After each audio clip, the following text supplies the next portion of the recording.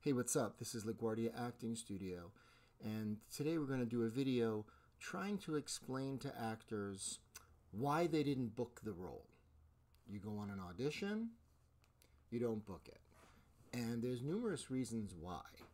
And the reason I think this is important is because very often you go on an audition and you do really well, or you go on several and you know you're doing well, and you're not booking anything. So what happens naturally is that you start to doubt yourself. And once an actor starts to doubt themselves, they're in trouble. And then you start to not believe in yourself. And then you start to doubt, why am I wasting money on this and that? And what am I doing with my life? And everyone else was right. And people told me I couldn't do this. And there begins the downward spiral. So I'm trying to explain this to you to perhaps intervene in that downward spiral, okay? So you audition and you didn't get the part. Why not? Well, you might not be good. Let's just start there. See, all actors pretty much think they're good, but the truth is they're not. Just because someone calls themselves an actor doesn't mean they should be, okay? So the first thing is, if you're not good, and there are many actors out there who are just not good, as in any profession. If you're not good, odds are you're not going to book the role. Now, obviously, you can watch movies and TV and be like, well, that person sucks and that person sucks. How did they do it? Because there's always going to be situations like that. But if you're not good, you may not book the role just because of that. Okay? Now, what's interesting is sometimes you go on an audition and you think you did well, but you didn't. And conversely, sometimes you go on an audition and you think that you sucked and you end up booking it. That happens a lot too. It's very hard to judge yourself, I've realized. You just don't know. Okay? So you should never be judging yourself anyway, but you should have an instinct. So what other reasons are there? Well, let's go through the basics first. You were nervous in the audition. You can be a phenomenal actor / actress, and if nerves get you, you'll mess that audition up. It happens to all of us. It's happened to me numerous times. Some people just don't audition well. And if you're nervous in an audition, you're not going to give them what the role desires, what the role requires. And that could be a problem. Okay? Lack of preparation. To me, this is a huge thing that people don't even always realize. If you're not prepared, if you don't have the material down, if you haven't worked on it, if you haven't really prepared it properly, it's going to count against you. Okay? And a lot of actors say, oh yeah, you know, I got this late last night and then I had to work and then I had to work the next day and I didn't really get to work on it. Then you really can't go into that audition. Because if you go in unprepared, you're going to look bad. And casting directors don't want to bring you back if you look bad. So you've got to be prepared. Okay? That's technically. Now you've got to be emotionally and mentally prepared. In other words, you can't go in the room with fear. You can't be scared that you're going to do badly, because you will. You can't go in the room with negativity. You can't bring that negative energy in. You can't have a fight with your husband, wife, boyfriend, girlfriend and walk in the room and be thinking about the fight, because that pulls away from you. And forget you, you're not even supposed to be you. You're supposed to be the character in that audition. You're supposed to be living, thinking, feeling from the character's point of view. So if you've got your own, stuff going on, that's going to be a problem. So emotionally, mentally, and technically prepared. Are you? Were you?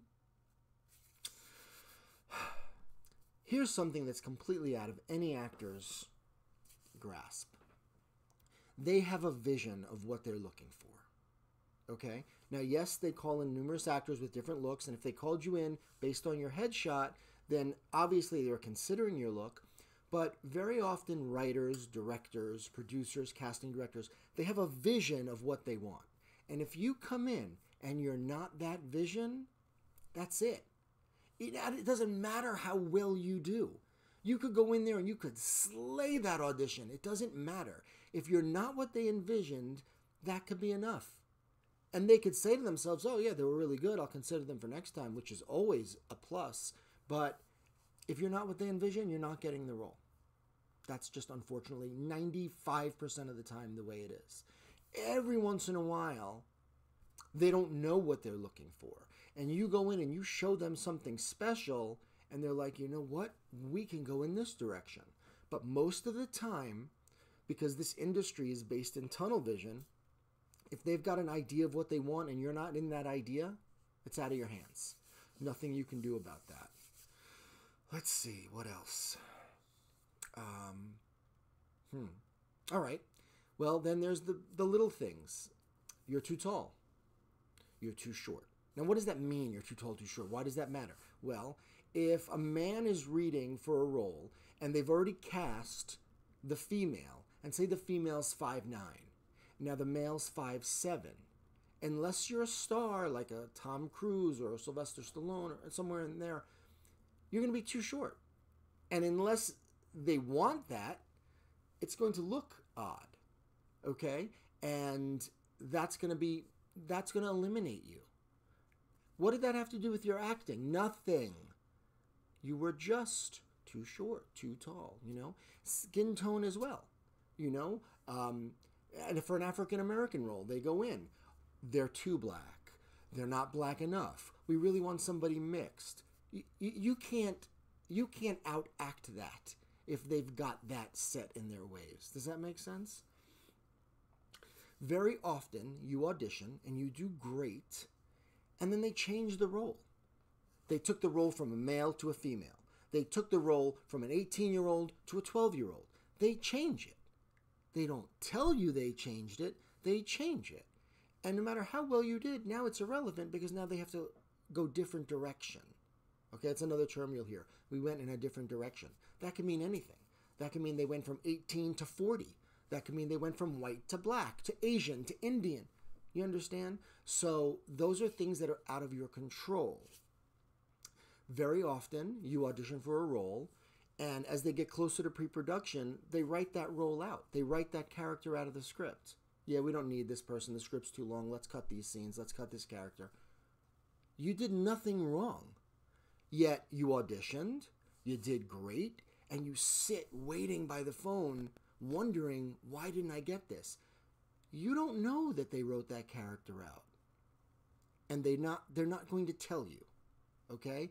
It is just, you'll never know why. But you have to understand that is a possibility. Sometimes you audition and you're told, well, this starts filming in July, and now it's the end of June, and you didn't hear anything, and you're like, wow, I guess I didn't get that. What if they decided we're going to move the date to December, or we're just going to begin filming next year? You understand? Very often, you audition, you do well, and then they lose their budget, or they run out of funding, and that project is over. You understand? That film is not going to happen. Therefore, you didn't get the role because there is no role. Very often, even networks, you audition for a TV show and you audition, and then the network pulls the plug on the show before it was even filmed. These things happen, okay? The hardest part about this is they're not going to tell you, okay? They're not going to tell you. If someone breaks up with you, aside from the hurt or shock or sadness, you want to know why. Sometimes not knowing why is worse than losing the person to begin with. It's the why. And in this industry, they don't tell you why. Maybe they'll tell your agent or manager, maybe not. So you just have to move on.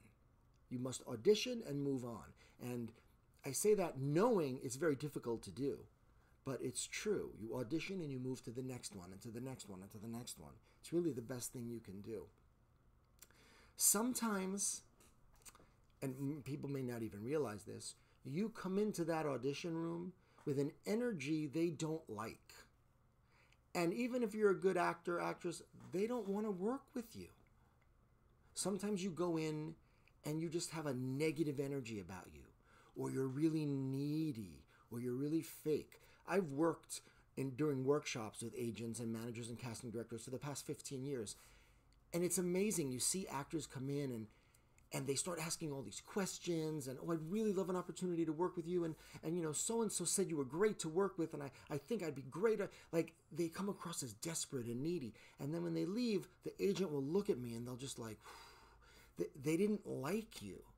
You're acting aside. They have to like you. And they have to trust you because they're sending you to casting directors. And they have to trust you're going to be competent and likable in that room. Okay? They don't like fake. You don't have to kiss ass. You can just be yourself. They don't like fake. They don't like needy. They don't like obnoxious. They definitely don't like attitude. If you go in with an attitude, and you can't even imagine, but actors do. You walk in and you're like, you know, I was waiting for 20 minutes. My audition time is 3 o'clock. What's going on? Yeah, people do that. You are never booking that role. You are never booking that role. And it happens. Also, being late. If you're late to an audition, even if it's out of your control, if you're late and you do well, they will hold that late against you. Here's something else people would never realize. If